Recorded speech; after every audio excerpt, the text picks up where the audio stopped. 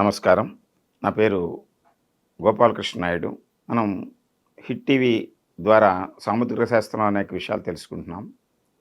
ఈరోజు బుధరేఖ గురించి కొన్ని విషయాలు మనం తెలుసుకుందాం.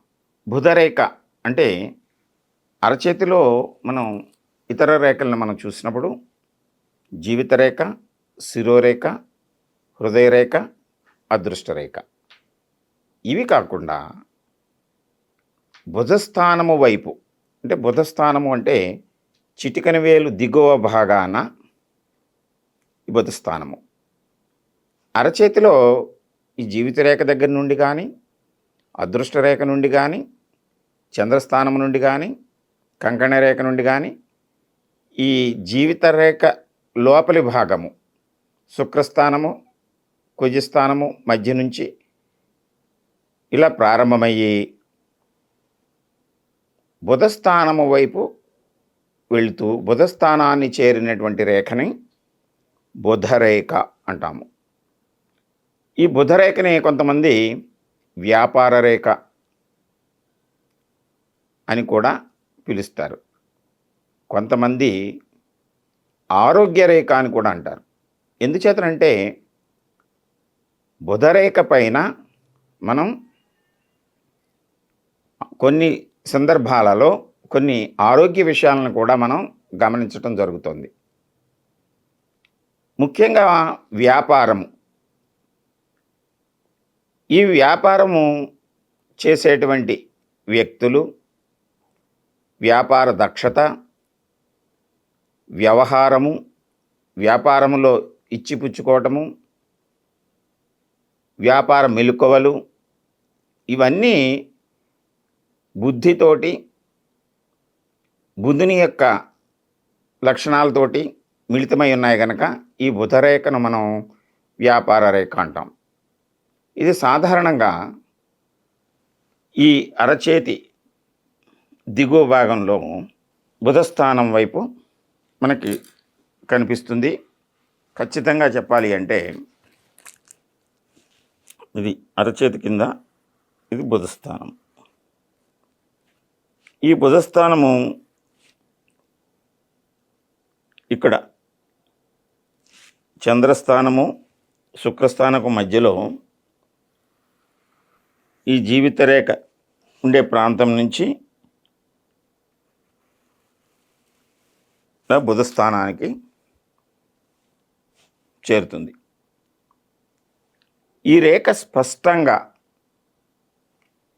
ఒకే గీతలాగా లోతుగా కాంతివంతంగా ఉంటే ఆ వ్యక్తి వ్యాపార దక్షత కలిగి వ్యాపారంలో సులువుల్ని గమనించి ఏ రంగంలో అయినా సరే, అంటే రంగము అనేటువంటిది మరల మనం గ్రహస్థానాలను బట్టి ఏ వ్యాపారాన్ని చేస్తారు, ఏ రంగంలో ఉన్నతమైన స్థితికి వెళ్తారనేటువంటిది గ్రహస్థానాలను బట్టి ఉంటుంది. ఇది ముఖ్యంగా వ్యాపార భావాన్ని తెలియజేస్తుంది. వ్యాపారంలో మెలకువల్ని ఈ వ్యక్తి ఎంతవరకు తెలుసుకుని ఆచరిస్తాడనేటువంటి విషయాన్ని మనం ఈ బుధరేఖ ద్వారా మనం గమనించవచ్చు. ఈ స్పష్టమైనటువంటి బుధరేఖ ఈ బుధస్థానాన్ని చేరినప్పుడు అదృష్టరేఖ బలంగా ఉండి ఇతర రేఖలు కూడా స్పష్టంగా ఉన్నప్పుడు అతను వ్యాపారంలో ఈ దిగువ నుంచి బుధరేఖ ఉంటే బాల్యం నుంచి వ్యాపార సంబంధమైనటువంటి కుటుంబంలో జన్మించి బాల్యం నుంచి వ్యాపారంలో మెలకువలను తెలుసుకుని వాటిని అభివృద్ధి చేసుకునేటువంటి లక్షణాన్ని తెలియజేస్తుంది. కొంతమంది చేతుల్లో ఈ రేఖ స్పష్టత కోల్పోయి బలహీనంగా ఉందనుకుందాం. అటువంటి జాతకులు వ్యాపార భావాన్ని కొద్దిగా తక్కువగా కలిగి ఉండి వ్యాపారంలో అంతగా రాణింపు ఉండకపోవచ్చు.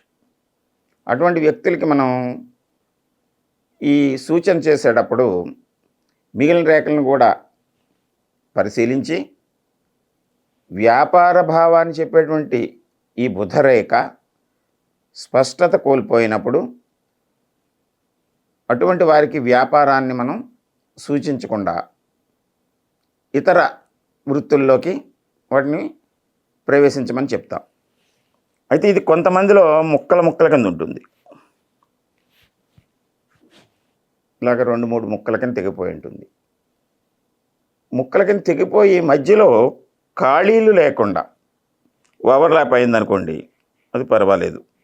అంటే ఒక వ్యాపారాన్ని చేస్తూ దాన్ని కొనసాగిస్తూ మరొక వ్యాపారం వైపు కూడా వెళ్ళేటువంటి అవకాశాన్ని తెలియజేస్తుంది. అలా కాకుండా ఈ మధ్యలో ఖాళీ వచ్చినప్పుడు